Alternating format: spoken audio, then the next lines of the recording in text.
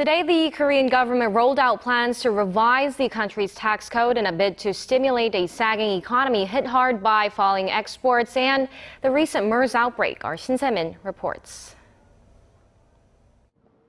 The Finance Ministry announced its proposal for revisions to the country's tax code on Thursday, saying the goal is to stimulate the sagging economy hit hard by falling exports and the recent MERS outbreak, which dented consumer spending.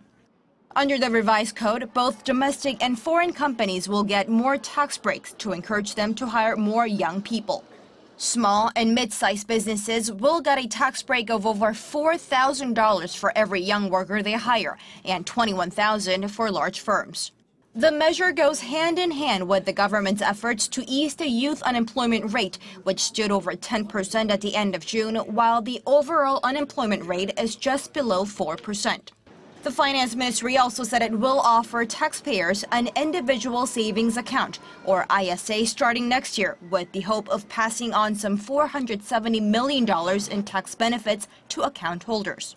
The new system will allow taxpayers to control their investments in various funds and derivatives just by creating a single account. The revision comes on top of the government's $10 billion budget supplement, with some of the funds designated to compensate for tax revenue shortfalls seen from the past 3 years. But experts are skeptical. It won't be enough to reduce the growing fiscal debt, because collecting more money from high-income earners and large companies will only help in the short term. Raising the wages of ordinary workers will have a greater impact down the road.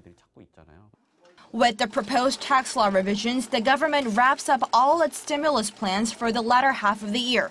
So the question now is whether the measures will be enough to prop up the crumbling economy. Shin Se, Arirang News.